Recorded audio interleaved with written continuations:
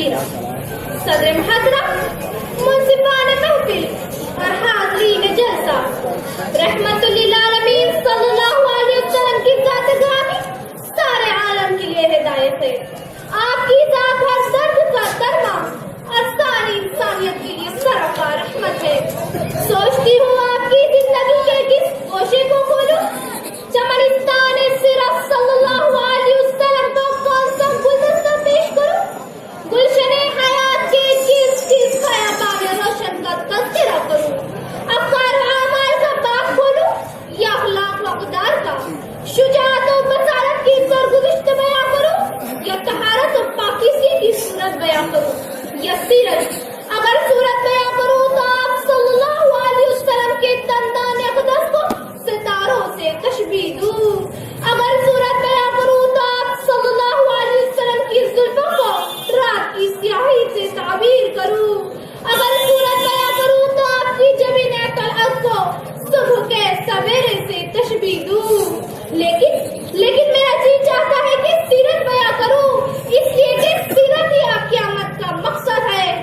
آپ صلی اللہ علیہ وسلم نے 23 سال کے مختصر عرصے میں ایک حیرت انگیز انقلاب برپا کیا، عالم کا انتشار اور انسانیت کا بحران ختم کیا، فلاح بہبودی کا وہ کارنامہ انجام دیا جس کی نظیر تاریخ میں نہیں مل سکتی۔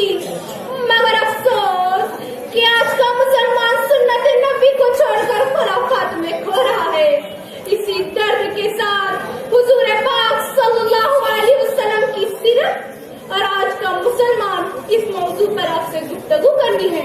مکرمی سامعین، آپ صلی اللہ علیہ وسلم کی زندگی بیک وقت ایک حاکم، ایک امیر، ایک معلم، ایک افسر، ایک داعی، ایک فاتح، ایک سپاہی، ایک مزدور، تاجر، باپ اور شوہر کی زندگی کا مجموعہ ہے۔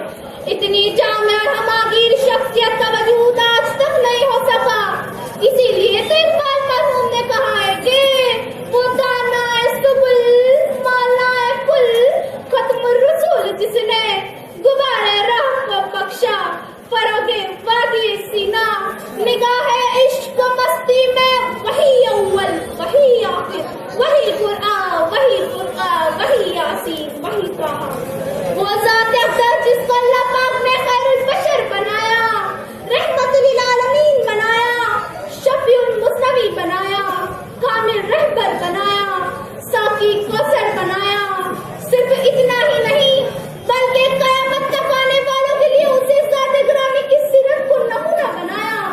اس میں کیا شک ہے کہ سرکار دو عالم صلی اللہ علیہ وسلم کی سیرت پاک دونوں جہاں کی کامیابی کی ضامن ہے۔ مگر افسوس، سچ افسوس، سنت کو چھوڑ بیٹھے ہیں امت رسول کی، کہتے ہیں کیا اسی کو محبت رسول کی۔ حاضرین مجلس، آقا نامدار حضور پاک صلی اللہ علیہ وسلم کے مبارک زمانے کو جس قدر بہت ہوتا گیا، رفتہ رفتہ یہ امت آپ صلی اللہ علیہ وسلم کی سنتوں سے دور ہوتی گئی، جبکہ زمانہ وہ تھا صحابہ کرام کا جو خیر قرون کہلاتا ہے۔ کیوں؟